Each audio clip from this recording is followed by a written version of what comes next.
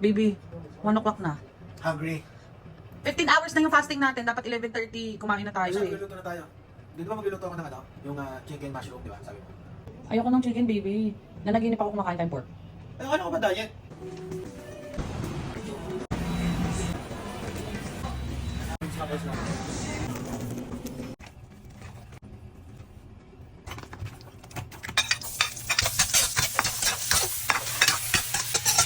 Ba't ang ingay? Kalampagan talaga natin.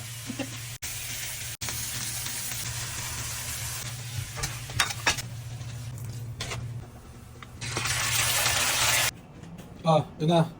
Oh, ito pa baby oh. Request ni tita oh. Sinabay ko na. Ano Gusto yan? mo din. Tinola sa gata. Ay na din. 4:30 na. So, sobrang na tayong fasting. Oh my God, ang sarap. Sarap. Dapat mo. May anghang.